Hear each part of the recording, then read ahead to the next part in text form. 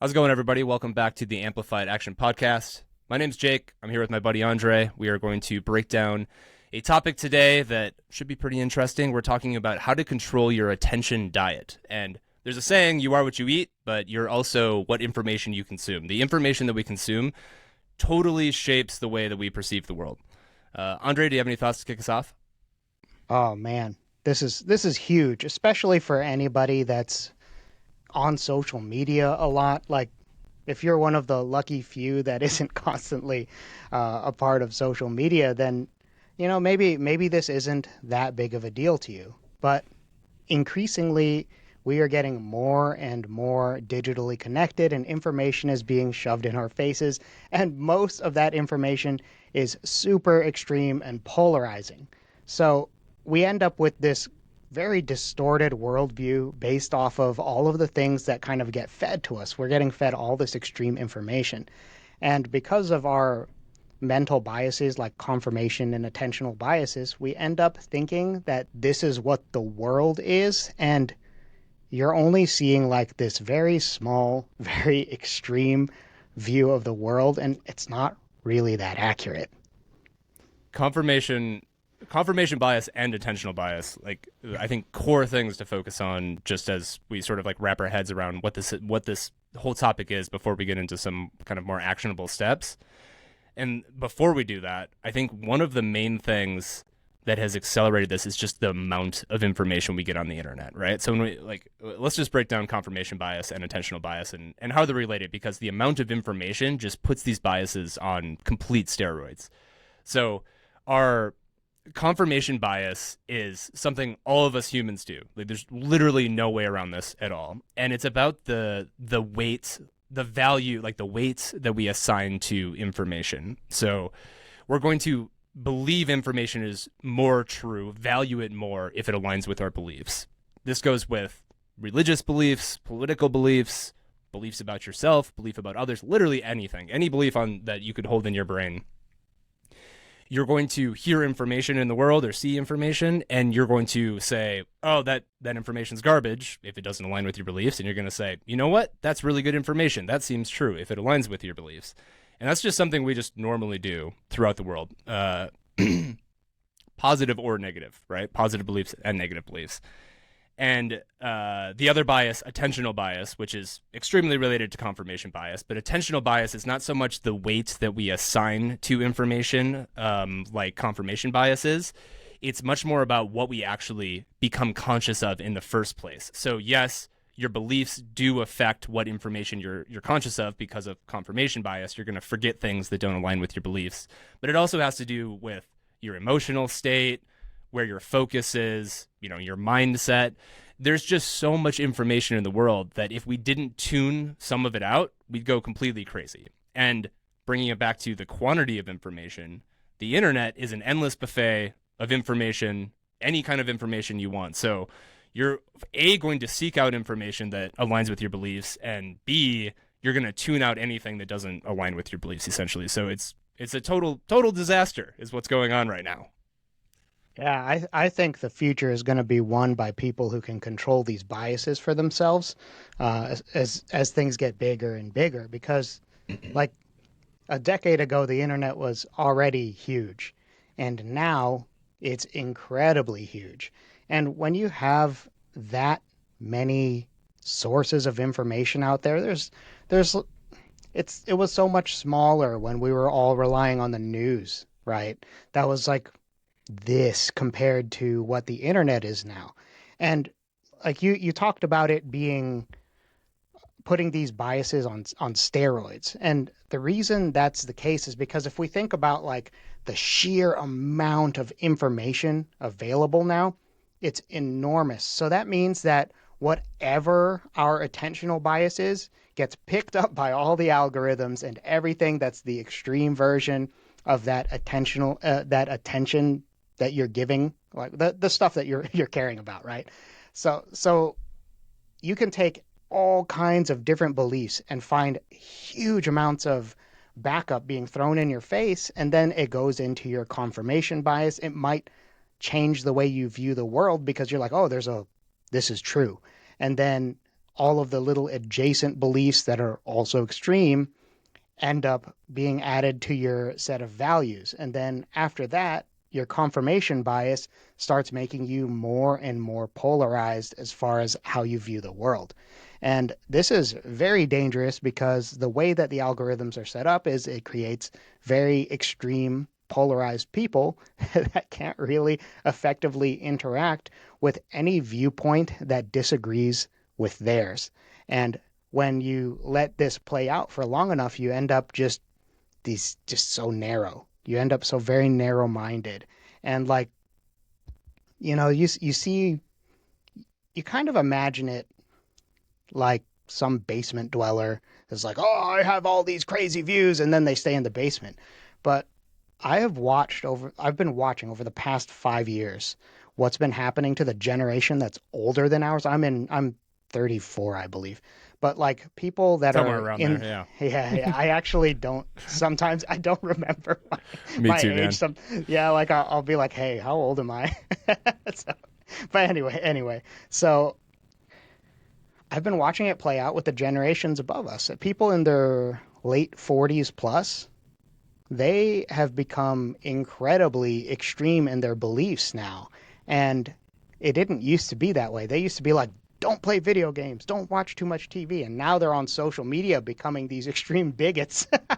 just, Yeah. it's just, it's crazy to me. So we got to be careful about this because this is really, it's not the best way to be if you want to have the best lived experience possible and have an actual balanced view of how the world works. The information, yeah, as we said in the intro, the information we consume, excuse me, shapes how we view the world. It shapes our reality, and we are set up. It's like this domino, right? Like we're programmed unconsciously from culture, from our parents, from whatever, right? Things that when we're not aware of these biases, we just get indoctrinated with some sort of belief system, and then we just like perpetuate that belief system. It's just the first domino we didn't have control over. Somebody else flipped that domino, and it's just continuing on. And then the internet just made it even worse. If you can control the information you can consume, you can affect your confirmation bias, you can affect your attentional bias, and you can change your entire life just by the information and how you consume it. You have to be open to it, right? You can't just go look at it and then disagree with it and let your biases take hold. You actually have to consider it. Yeah, there's this concept for learning. I don't remember where I learned it, but I think that it's a good way to actually integrate new viewpoints and ideas and information into your worldview. And that's you suspend your disbelief for the entirety of when you are consuming the information. And when you suspend that disbelief, you actually allow yourself to properly process all of the information that's in front of you instead of just being like, yep, nope, dismissing that, nope, nope, dismissing that. That's that's not how we end up being actually well-rounded and educated, which is something we should all be striving for. So you gotta be aware of these biases, you know. Yeah, the that makes me think of the I'm forgetting the spectrum, but the personality spectrum of like openness to somebody will The somebody the will other know one, the other one. the other side of that. And like openness is often associated with creativity and etc. But like it's also the people that join cults, right? It's the people that like, oh really, that you do that, cool, I'll join your club and like I'll start believing this thing. And so it's like, as all things are, it's this spectrum, right? The openness is so good for being open to new information and taking in new information and being creative and coming up with new ideas. But then like I liked how you said like suspend your disbelief. Like take it in as if it were true. But then bring back in some of that like logic and consideration so that you don't, join the cult or whatever. Yeah, for sure. Like, and something that I think we need to address is how we have to be very mindful about how we combat it. We have to process the information with with the suspended disbelief, but because of the way that the information landscape is on the internet, we need to also be thinking about how we can insert positive thinking into our lives because the most extreme viral things are all pretty much negative content because that's what our brains naturally seek out. So we need to, first of all, like we'll get into curating your algorithm or whatever at some point in the episode, but having like gratitude practices and space for positivity and inserting that into your life on like a routine slash habit kind of level is going to be really important to keep you from getting overrun by this information train.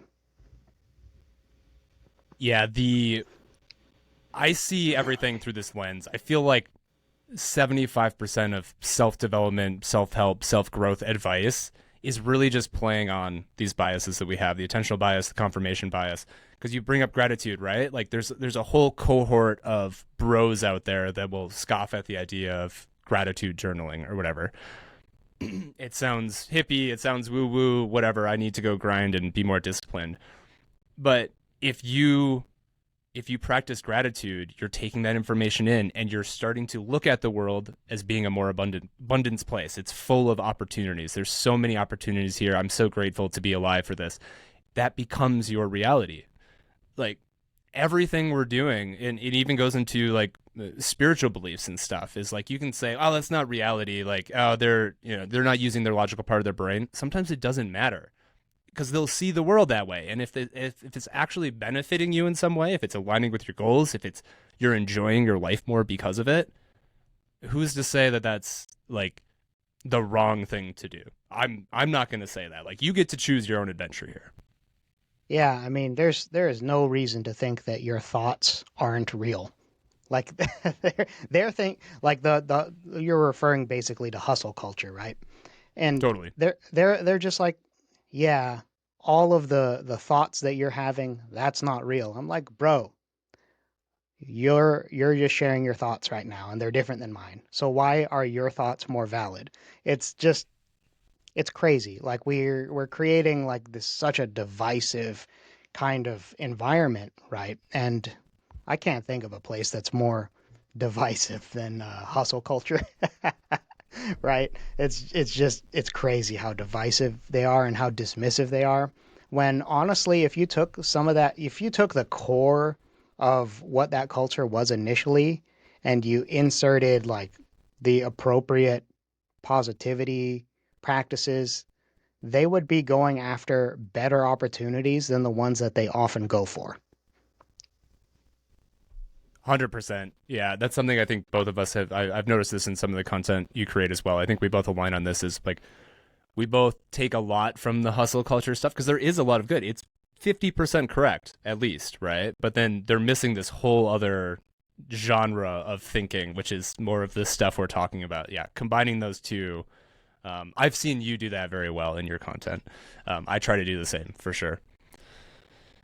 Should we get into? Is there any I don't know, anything else to discuss before we get into kind of some of the actionable things we had written down here? I mean, I would say actually listen to others when they're talking to you is a good thing to implement into your life whenever possible.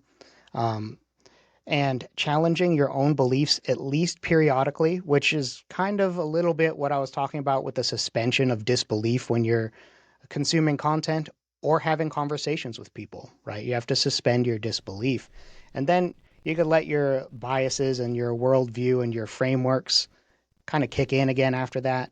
But I think it's time to get into the tips into how to actually control your attention diet because if you control your attention diet, you aren't going to need to put in as much effort into how you like manipulate the information in your mind because you won't have as much crap to sort through.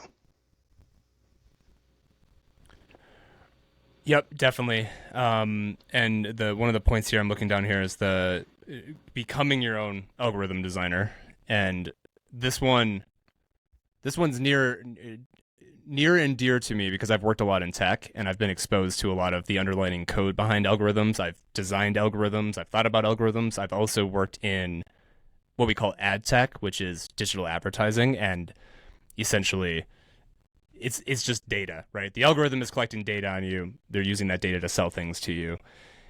And being conscious of what is going on behind the scenes and impacting it as much as you possibly can is extremely important. And I'm telling you that from somebody who has looked behind the curtain and even been behind the curtain a few times in my life. Dark side Jake. Yeah, it is dark. I moved away from it. It scares me. It scares me. They have way more information about you than you would like to believe. Yeah. Yeah, I pretty much assume that my phone and my computer are listening to me, and it's not working in my best interest. So, I always like, even if I don't even believe it when they're powered down, to be honest. So, The funny thing is, so when I worked in, sorry, well, small detour, but when I worked in ad tech and sort of like the data stuff, people, the first question people would always ask me when I explained like what I worked on was, oh, my phone's listening to me. That's like the common thing people say, right? Like, my phone's listening to me. I said this thing. I was talking about buying this whatever, and then I started seeing ads for it. And to my, don't get me wrong, I'm sure it's very possible, but like, there is privacy, there is laws. They're not listening to you. At least I'm not aware of it. I wouldn't put it past some of these companies. Um, it's not that they're listening to you. It's that the algorithm's that good. They know you before you know yourself. It's already predicting. It knows by some of your patterns, what you've been looking at, what you've been searching, what to serve you, and it just happened. It's coincidence. It's not because it listened to you. It just knows you better than you know yourself. yeah, it's crazy. It's crazy. I'll believe that narrative, but I'll also put my phone outside of my room if I'm having an important conversation. Not a bad idea. Yeah, Yeah. so So. Oh, sorry. Go ahead. you go. I was just gonna get into some of the other bullet points of like, uh, the algorithm is going to feed you what you're going to pay attention to. And they do that because you got to look back in the incentives, right? They want eyeballs. They want the app open. They want eyeballs. They want scrolling because they're going to sell advertisements. That's how they make money. That's how the game is played. Is it evil? Maybe. Is it reality? Yes, absolutely. That's how it works. There's a lot of benefits to social media too. I'm not completely anti-social media, but you have to be aware that it's playing on your dopamine response. That is their job. And it's not their job, it's just the algorithm, right? They just program in the algorithm, here, give people content that they're going to interact with and enjoy. Can That's you going to play can, on your dopamine response. can you explain what you mean by playing on your dopamine response for our viewers? Yeah, for sure. Um, it's going to make you motivated to keep going. It's going to get, it's like, so okay, so here's the way to I think to explain it is like gambling. And this is how slot machines work too. Variable rewards is a huge thing that plays like a huge factor in playing on our dopamine receptors. So, every time you pull that slot wheel, you're going to lose. Oh, I'm close. Like, it almost aligned up. I almost got the jackpot. And then you do it again and you're like, oh, I won $5 or $50 or whatever. And it's this variable reward where it's like you never know what's coming next. So you keep pulling that lever because you want to see what's next because you're waiting for that big reward. And that is the dopamine is like driving you forward. It's that motivation to like seek something, to go out and get something. And that's essentially what we're doing on social media is every time we're swiping up one more post or whatever it is, we're looking for that little hit of dopamine where we're like, yeah, that's the jackpot I was looking for. And the algorithms, it knows that, right? So it's varying content to keep you moving. Oh, awesome. Yeah, that was a good explanation. So let's talk about how we actually train it, how we train the algorithm. And like I actually made it very, very simple for me to do my initial sweep through cleaning my social media account. And I started like blocking all of the like the half naked chicks. Like I was just like, no, nope, nope. This is not They'll valuable feed for them me. right to you. I don't need it. I don't need it. This is helping me 0% here. It's just like the most. It's probably the most high dopamine thing that you can have fed to you as a man, right? So Right. The sex drive. That's so unconscious. That's like try to get away from that. Like, yeah, Go ahead Go and open hard. up Instagram with a fresh account and like scroll through for a while and just see what naturally happens. You can really figure out how your brain works if you do that. Like it's usually good-looking women or just like dudes squatting heavy weight. Like that's what I've that's what generally how my algorithm gets curated for better or worse. Um, um, the and the way these things work too. So there's the very conscious things you can do, like block people, don't follow people, or like interact with accounts that you're not interested in. But one that is a little bit more tricky is, and we don't need to go into per social media platform because a lot of this is hearsay of like how they actually track this stuff, but they are tracking how long you look at things. So like if you're scrolling and you're scrolling and you stop on a post and you look at it for a second, even if you don't interact with it, so you're like, oh no, I'm not going to like that because I don't want to curate the algorithm that way. They know you stopped and they will keep feeding you content that's like that. So they're taking in tons and tons of metrics on how you do this. And in theory, I mean, they're also probably not using all the technology they have at their disposal, right? And there's privacy laws and, there's all these things, so they're not going to do it. But like in theory, I mean, I'm wearing a Whoop strap, right? It's got my heart rate. The app could, like, once again, they're probably not doing this, but in theory, they could be selling my heart rate data to somebody while I'm watching an advertisement, whatever. There's a lot of things they can correlate this. So it's beyond just the discipline to tap like or to follow. It's beyond that. Like you have to be so cautious with how you interact with social media. Yeah, for sure. I actually think that the easiest way to, if you've got all of this, if your social media feed is, dirty or whatever, it's got all of the cheap dopamine, like the stuff that's not really adding value and is probably making things worse for you, is having a fresh social media account is super helpful because you get to kind of control what you're feeding the algorithm from the beginning so that it, at least for a while will look different. And then you can interact with and like all of the ones that really kind of fit with the information you want to feed yourself. Fun story. I created a new X account for my personal brand, which I'm building now, which is Systems Jake. And I created a brand new fresh account, and I wasn't following anybody, of course. So they right when you sign up, like the first thing they try to do is get you to follow people, right? They'll put it right in any social media will do this, and the reason they're doing that is to start curating the algorithm, right? Like they have no information on you, so they're like, oh, here's 10 people. You want to follow the president? You want to follow whoever? And for whatever reason, I decided it would be funny to only follow Taylor Swift on my X account.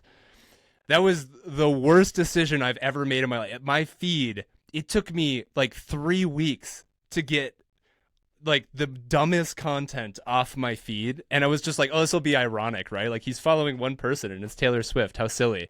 No, don't do it. Don't follow Taylor Swift unless all you want is people talking about Taylor Swift on your social media feed because there's a lot of content on that. That's pretty funny. That is pretty funny. I like it. Learned my lesson for sure. Yeah. Yeah, I think that the initial training of the algorithm really is probably the most powerful algorithm training thing that you can do at the outset, right? So make sure if you're going to start a fresh social media account, don't make Jake's mistake. Actually like follow whatever it is that you actually want to be fed. Yeah. Yep. Right on. All right, let's move on to the next tip we have here, which I think we've maybe touched on a little bit, but just to rehash it and get more explicit, overcompensate for your negative bias. And maybe at an extreme ratio, like 10 to 1. Yeah, what's your thoughts on this one, Andre? Oh, it's so important because positive content is so much less out there on the internet. So, in order to overcompensate for this, both for yourself, where your brain will go 10 to 1 with paying attention to negative bias stuff, the pool is so negatively biased. So, in order to combat that on that level, it means that you really have to not watch any of the negative biased content. Don't worry, guys. You'll be fed some anyway. But you want to not have that be prominent, especially at the beginning. And look for things that are like positive sums for your attention that you're giving. Like, pay attention to how you feel when you're consuming content. And if you feel like upset or anxious or any of those kinds of feelings, then you should probably be aggressively getting rid of some of that kind of content. Comes back to paying attention internally to how you're feeling. People, man, I see so many people do this. People who are really close to me in my life too, like really good friends, where, after 5 minutes of scrolling, they're just pissed, right? Like it just, oh my gosh. And it's the reason I went through a phase too where I deleted all social media. And I've slowly started to integrate it back into my life. But I went 3 or 4 years with like zero social media in my life. And it was because of that, right? Like it was like recognizing my feelings. It's like I'm scrolling through here, and then there's whatever somebody said, and it's just like it just ruins your day. And just being aware of that, because I think many people, and we all do it from time to time. So there's zero shame in this. Like we all tune out. We're all not in touch with our emotions and whatever it may be. But like just that recognition of being like, you know what? I was feeling fine before I did XYZ, or before I read this or went on this site or whatever it may be. And that just being aware of that is so powerful. You don't even have to take an action right away. Just collect data on yourself. How am I feeling? It's one of the most powerful things you can do, is just know how you're feeling. And so many of us ignore that part of life.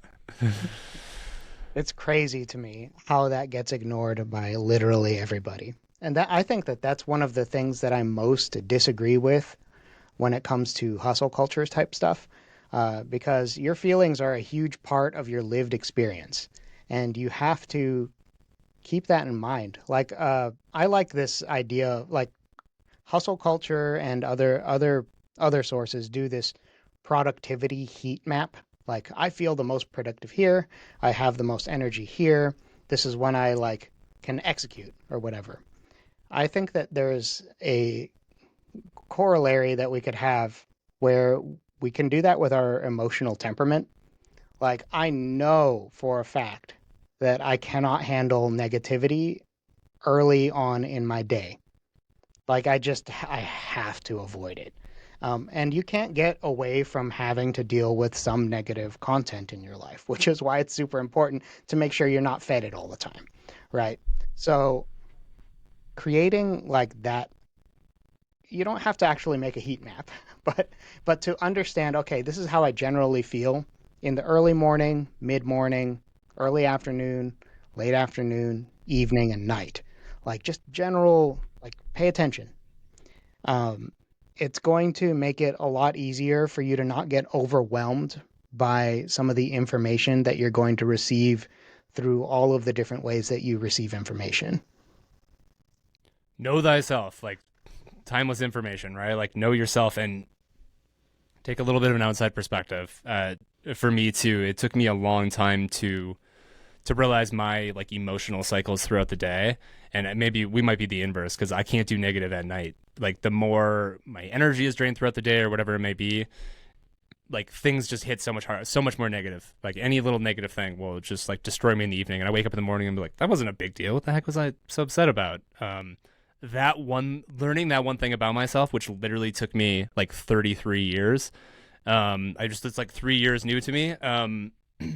Changed my life completely. It's just like, you know what?